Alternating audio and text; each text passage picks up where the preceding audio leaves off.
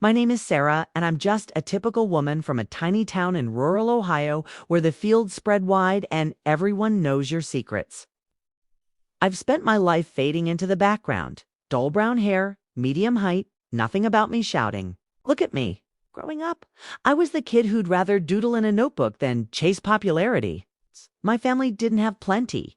We scraped by on my dad's repairman wages and my mom's part-time shifts at the cafe. Watching them balance bills left me longing for stability, something steady to cling on to. After college, I secured a job at an insurance company in Columbus, crunching numbers in a cubicle. It wasn't stylish, but it was secure, and secure was all I ever needed. By my 30s, though, secure started feeling like a prison. I'd watch my older sister, still unmarried and living solo in our hometown. And this gnawing dread crept in that I'd end up the same, lonely, invisible. Nobody's first option. I'd never been the girl guys noticed. Ordinary, reliable. Sarah didn't. Turn heads, and the few dates I had fizzled out quick. I started to think maybe I'd missed my chance at love, that I'd be stuck watching rom-coms alone always. That solitude ate at me. So, one evening, after too much caffeine and not enough rest, I did something reckless. Signed up for a dating site. That's how I met Ryan. He was everything I wasn't. Tall, attractive, with a smile that could sell you the stars. 2 years younger than me, he worked in sales at a major company in Columbus. Always dressed neat, always quick with a quip. When his profile appeared, I thought, no way this guy's into me. But he texted first, and soon we were messaging all hours. Him calling me beautiful in a way that made my cheeks flush. I fell hard fast, and before I knew it, we were planning a marriage. Ryan insisted we have the ceremony in my hometown. "Sarah, you deserve to be the star," he said, his eyes wrinkling with that charm I couldn't resist. I thought it was the kindest thing, picturing myself walking down the aisle in a small church surrounded by people who'd known me since I was a child. Since my town's out in the boonies, most of Ryan's buddies couldn't make the trip, so he only invited a handful of close ones. I didn't care. I was just thrilled to have my friends there, filling the pews with familiar faces.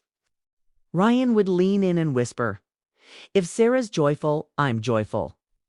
And I'd feel like the luckiest woman breathing. My heart swelled, thinking I'd found someone who noticed me. Really noticed me for the first time. Looking back, I was blind. I didn't know who Ryan truly was. Not then. I was too caught up in the dream. Thankful that a guy like him chose a woman like me. At our reception, dancing beneath string lights in a rented barn, I felt like I'd finally outrun that emptiness. But life has a way of ripping the rug out when you least predict it. And mine was about to come tumbling down. One night, after a long shift at the insurance company, I dragged myself home to our Columbus apartment. My shoulders sore from hours hunched over spreadsheets. I expected Ryan to be at work or maybe out grabbing takeout. But there he was, sprawled on the sofa, controller in hand, the TV blasting with some racing game. "Hey, babe," he said, eyes locked on the screen. I figured he'd gotten off early, so I started chopping veggies for dinner, my knife slicing through carrots with a steady beat. That's when he dropped it, casual as nothing.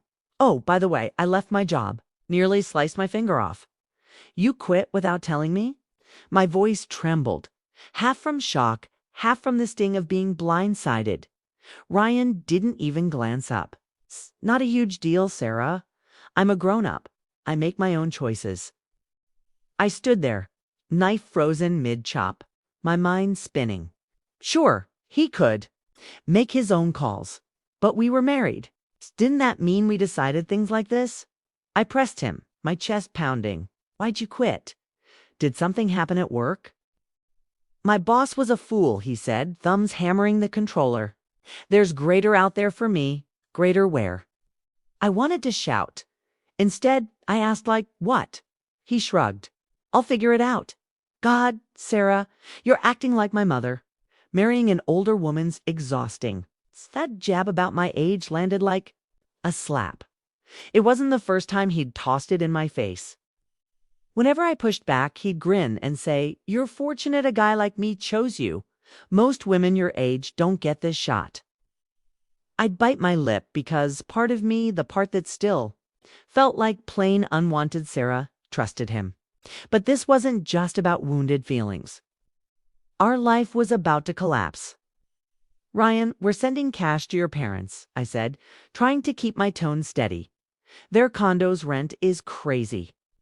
My paycheck alone can't cover both our place and theirs." His parents had left their jobs not long after we got married, claiming they were too tired to keep working. I didn't blame them for it at first. Live your days, you know. But then they showed up at our door asking for help with their rent and bills. They lived in a pricey 4-bedroom condo near downtown Columbus. All glass and tall ceilings. It's the kind of place that shouted money we didn't have. Ryan didn't flinch. Sarah's got it handled. Told him like it was nothing. I wasn't fine with it, but I went along because I didn't want to seem cold-hearted. Now, with Ryan unemployed, I saw the numbers breaking. "What about your parents' rent?" I asked, chopping quicker, my anger spilling into the knife. Ryan clicked his teeth, irritated. "You'll manage it, Sarah. We're a unit, right? I'll take over once I find something greater." Then he turned up the game's sound. Talk over. I stood there staring at the back of his head, feeling like I'd been gut-punched. My wages were decent, but not enough to support 2 households, especially. Not with their condo's sky-high rent. We'd already begun dipping into our savings, money I'd scraped together over years of strict budgeting. And Ryan, he didn't raise a finger around the place. Didn't cook, didn't clean, just sat there gaming or sneaking out to who knows where with cash from our shared account. That night, I lay awake, the weight of it all pressing on my ribs. I always craved stability, but now I was hauling the entire burden, while Ryan acted like I owed him. Part of me wanted to run out, to leave him and his parents to solve it. But the thought of being single again, of facing that empty future I'd dreaded for so long, kept me trapped. So I did what I always did. I kept moving, started picking up freelance graphic design projects after work. Burning the late-night oil to draw logos and posters, anything to keep us afloat. Meanwhile, Ryan's job search was non-existent. I'd catch him sneaking out with my debit card, saying he needed a break. At some casino downtown. My love for him was unraveling thread by thread, but I wasn't ready to let go. Not yet. Months crawled on, and our apartment felt more like a cell than a home. My days blurred into a slog. 9 hours at the insurance firm, then nights hunched over my laptop, designing flyers and business cards for clients I discovered online. My eyes stung from the screen, my hands cramped from sketching. But every extra dollar went to keeping us alive and paying Ryan's parents' rent. Ryan, meanwhile, was a shadow in our marriage. He'd sleep till noon, game all day, or disappear to the casino with funds I'd earned. When I'd ask about his job search, he'd bark, "I'm working on it, Sarah. Stop nagging. You're fortunate to have a guy like me." That line, always that line. Like I should be grateful for his presence while he drained me dry. His parents didn't ease things. They'd call their voices sharp over the phone, complaining the money we sent wasn't sufficient. "Sarah, you're not exactly youthful," his mom said once, her tone dripping with scorn. "Shouldn't you be earning higher by now? Ryan used to provide for us just fine." I wanted to shout that Ryan wasn't providing for anyone, that I was the one drowning under their demands. Instead, I'd mumble apologies and vow to send more, my stomach twisting with bitterness. I'd grown up watching my own parents battle, so I knew how to stretch a dollar. But this was different. I was pouring everything into a void, and nobody cared. The worst part was how Ryan made me feel tiny, unworthy, like I was nothing without him. "You're over 30, Sarah," he'd say, smirking. "Who else is going to want you?" Those words cut deep, hooking into that old terror of ending up single, like my sister who'd text me about her quiet evenings with just her cat for company. I'd lie awake, wondering if divorce was the solution. imagining a life free of Ryan's weight. But then I'd picture myself alone in some cramped apartment. No one to share my hours with, and the fear would freeze me. What if this was my only chance at love? What if I left and ended up with zero? I pushed forward, taking on more freelance jobs, my hands trembling from exhaustion as I balanced deadlines. Ryan didn't notice. He'd ask for a few bills for the casino, claiming it was his way to relax. I'd hand over the money, despising myself for it, but too drained to fight. My love for him wasn't love anymore. It was routine, desperation, a refusal to admit I'd made a mistake. I'd look at our wedding snapshots, at my glowing face under those barn lights, and wonder where that Sarah went. The one who trusted in fairy tales, who thought Ryan valued her worth. Now, I was just a paycheck, a means to an ending.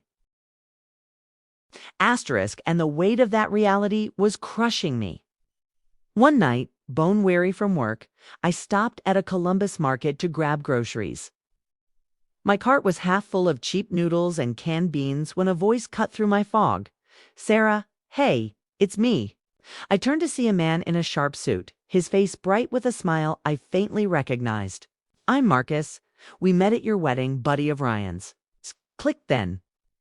Marcus, one of the few men Ryan invited to our hometown ceremony. I hadn't recognized him out of his casual wedding attire, but his kind eyes stirred my memory. "Sorry, Marcus. It's been a bit," I said, flustered. He brushed it off, tossing a loaf of bread into his cart. "No problem. Just wanted to check in. How are you hanging up?" His tone was soft, like he sensed something I didn't. I shrugged, forcing a grin. "Oh, you?" "No, same routine. Ryan's between gigs." Marcus's jaw tightened and he lowered his tone. "Look, Sarah, I don't speak to Ryan anymore.